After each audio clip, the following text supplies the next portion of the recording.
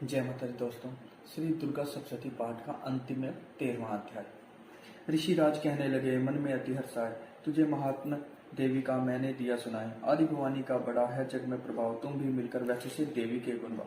शरण में पढ़ो तुम भी जगदम्बे की, करो श्रद्धा से भक्ति मांबे की। यह ममता सारी मिटा देवेगी, सभी आज तुम्हारी पूजा देवेगी। सभी आश्रय छोड़ गुण गाइए, भवानी की ही शरण में आइए। स्वर्ग मुक्ति भक्ति को पाओगे तुम, जो जगदम्बे को ही ध्यान चले। राजा और वैसे यह सुनकर सब उपदेश आराधना करने लगे। वन में सही कले मारकंडे बोले, तभी सूरत की ओ तप को, रात तपस्या का मचा चहु और से शोक।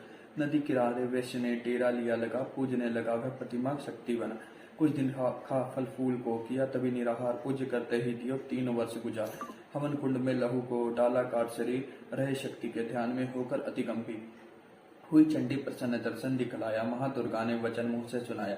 मैं प्रसन्न हूँ मांगो वरदान कोई, जो मांगोगे पाओगे तुम मुझसे सोई। कहा राजा ने, मुझे तो राज चाहिए, मुझे अपना वही तख्त ताज चाहिए।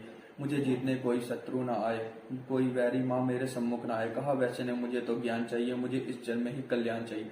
जगदम्बे बोली, राजन भोगो राज, कुछ दिन ठहर के पहनोगे अपना ही तुम ताज। सुर से लेकर जन्म सवर्णिक होगा तब नाम, राज करोगे कल्प भर ए राजन सुखदाम।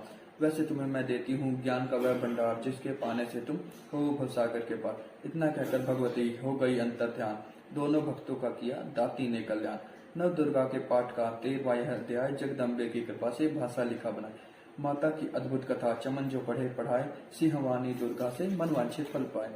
ब्रह्मा विष्णु शिव सभी धरे धाती का नाम, शक्ति से शक्ति का मांगे यह वरदान।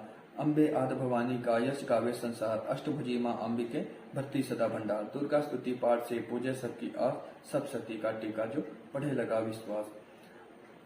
इस प्रकार दुर्गा सप्तशती पाठ का अंतिम 13वां अध्याय समाप्त हुआ।